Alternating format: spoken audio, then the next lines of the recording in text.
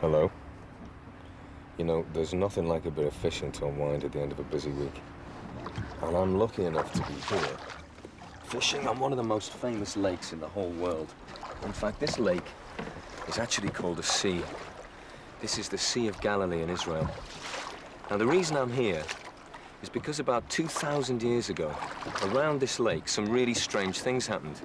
And you can read all about it in this book. Now, this is the world's bestseller.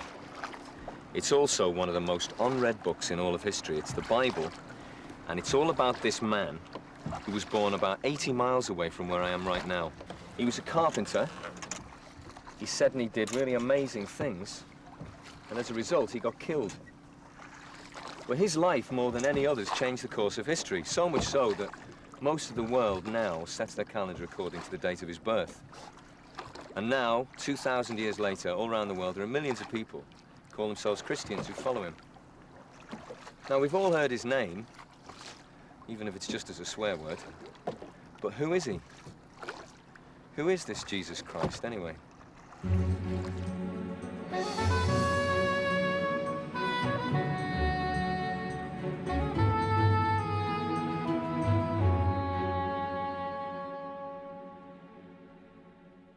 Who do I think Jesus was? I think that he was a man who was spiritually enlightened. Someone who helped people and they liked him a lot. Jesus? No idea. I don't really know. He's just a messenger of God. That's quite a question. He saved a lot of people and he's a real good guy. I certainly think he was something special. Ask him. A religious icon. He was just a bloke that started preaching to people about God and that. The saviour of all mankind. Haven't got a clue. I think he was a good bloke, just like any other good bloke. A person that's come down to help us all. Jesus is the Son of God. Yeah, our Saviour. A famous person who people believe in. Oh, crumbs. The Son of God, isn't he? No?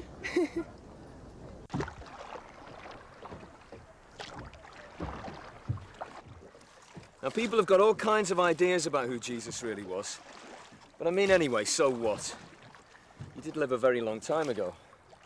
I mean, is there anyone today who's really all that interested in who Jesus is? Well, here's one or two. I've always believed in Jesus, but I think initially he was more of a Santa Claus kind of character to me. But as I've gone through life, he's become so much more real to me in everyday situations. I went to Sunday school for quite a few years as a child and enjoyed it. It was good fun. But it wasn't until I was about 16 that Jesus became a real person to me. I realised how much he loved me, and from then I've spent time learning more about him, what he said and what he did. I was born in the Pacific Island, Western Samoa, and came to New Zealand at a young age. And whilst I was at school, it was there that I come to believe Jesus. And ever since then, in my international career as an All Black, and coming to the UK, Jesus has certainly been the biggest influence in my life. Well, I've believed in Jesus since I was a teenager. I've been going through quite a difficult time because my parents had split up when I was younger. And knowing that there was a God out there who loved me was really important to me. For most of my life, I thought going to church and all that Jesus stuff was only for good people. And I was far from being good. In fact, I ended up in prison for trying to kill someone. While I was there, I experienced Jesus for the first time. And now I'm a real believer. Most of us have had our lives affected by Jesus, and we probably don't even realize it. Life today is far better than it used to be, and that's partly because in the past, there were men and women who actually did the things that Jesus taught. People like Elizabeth Fry. 200 years ago, prison was described as hell on earth, especially for women, so she worked hard to improve their conditions. The changes she began continue to this day. At the same time, Lord Shaftesbury used his wealth and political influence to make life better for the poor and needy. He also fought hard to end the cruel practice of making children work down mines. Street kids aren't new. 150 years ago, orphans and those with disabilities often had no one to look after them, until Dr. Thomas Bernardo opened special homes where they could be cared for, a work that still goes on today. British ships were among those that took African men and women to America, where they were sold into slavery. William Wilberforce was one of many Christians who campaigned to end the slave trade, which happened in 1833. And just over 100 years later, a Baptist pastor, himself the descendant of a slave, peacefully campaigned for equal rights for his fellow black Americans. His name, Dr. Martin Luther King.